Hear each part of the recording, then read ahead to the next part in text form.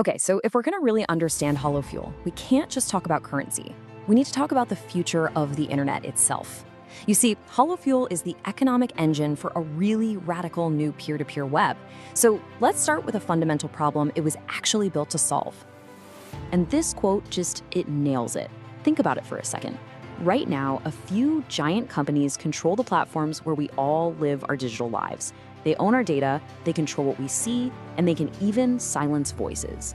The whole decentralized web movement, which is where Holochain is a huge player, is really about taking that power back. It's about building an internet that's owned by us, the users, not by a handful of corporations. So here's how we're going to connect all the dots. First, we'll challenge the blockchain status quo by thinking outside the blocks. Then we'll dive into this core idea of an agent-centric web. From there, we'll see how this powers real peer-to-peer apps, which, you guessed it, brings us to the star of our show, HoloFuel. And finally, we'll zoom out and ask, what does this all mean for a new internet economy? All right, section 1, thinking outside the blocks.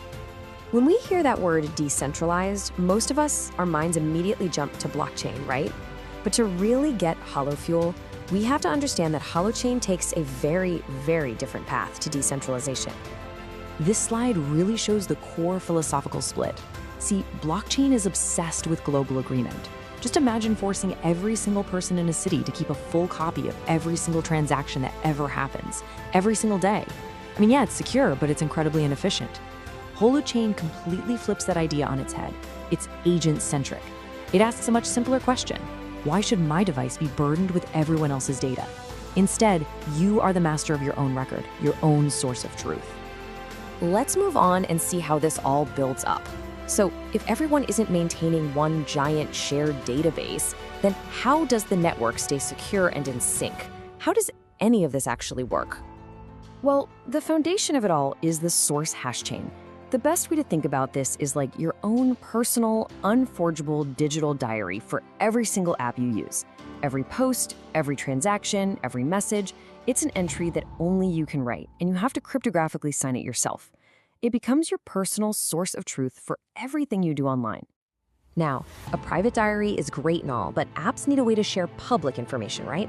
And that's the job of the distributed hash table, or DHT.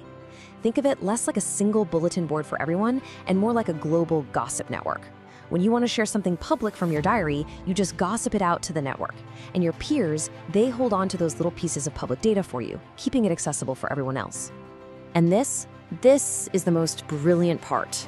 Blockchains spend a massive amount of energy trying to solve the Byzantine generals problem, which is basically, how do you force a group of paranoid generals to agree on one single plan? Holochain just says, what if that's the wrong problem to solve? It reframes it as the players of Ludos, or, well, chess. Think about it. Two chess players don't need a global referee for every single move. They just need to know the rules of chess. As long as they both follow the rules, the game has integrity. So here's how that chess game plays out. Everyone downloads the app, so boom, everyone has the same rulebook. You record your own moves on your private chain. When you share a move with a network, your peers just glance at their rulebook. Is the move valid?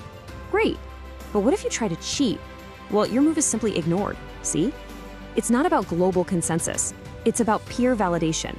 The network itself kind of develops an immune system against bad actors. Okay, so we've got the theory down. What does this really unique architecture actually let developers build?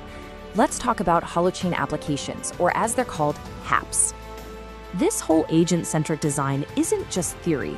It unlocks some incredible features. True data sovereignty means you actually own your data, not some corporation. You control your identity without needing Google or Facebook to sign you in. It also enables completely new kinds of economies, like mutual credit currencies.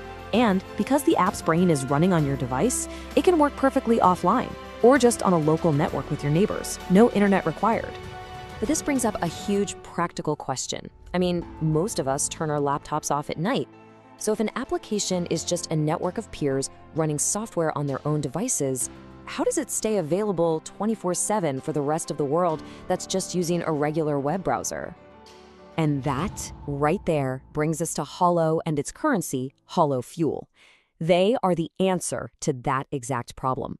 You can think of Holo as the bridge to the mainstream internet, and HoloFuel is the economic engine that makes this entire user-powered web a practical reality. So think of Holo as the crucial bridge that connects the pure, peer-to-peer world of Holochain to the regular old web browser you're using right now. It's a marketplace, but instead of Airbnb for homes, it's for computing power. Anyone, you, me, anybody with a spare computer can offer up their resources to host these new apps and actually get paid for it. Okay, so you've got a global network of app developers who need their apps to be online all the time, and you have this global network of hosts who are ready to provide that computing power.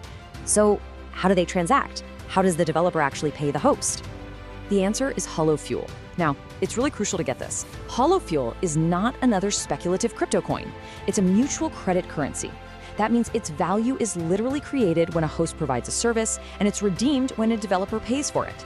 It's a pure internal accounting system designed for one job and one job only, paying for peer-to-peer cloud hosting. Let's break down why HoloFuel is built so differently. First, it's designed for millions of tiny, lightning-fast microtransactions, something most blockchains really struggle with. Its value isn't based on market hype, it's directly tied to the real-world service of hosting.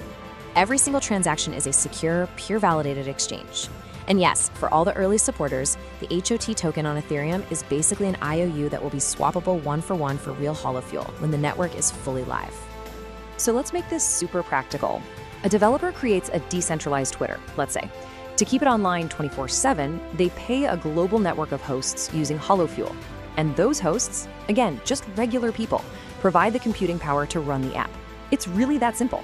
It's a digital service economy where the currency is perfectly matched to the service being provided. Okay, let's move to our final section and just look at the big picture for a moment. We've seen the architecture, we've seen the currency that powers it. So what are the broader implications of building a user-powered web? This quote from a core developer really gets at the massive scale of this vision. The goal isn't just to build another social media app. It's to build a whole new communication fabric for humanity, a distributed nervous system that allows us to coordinate and collaborate on a global scale without needing a central brain like Google or Amazon sitting in the middle.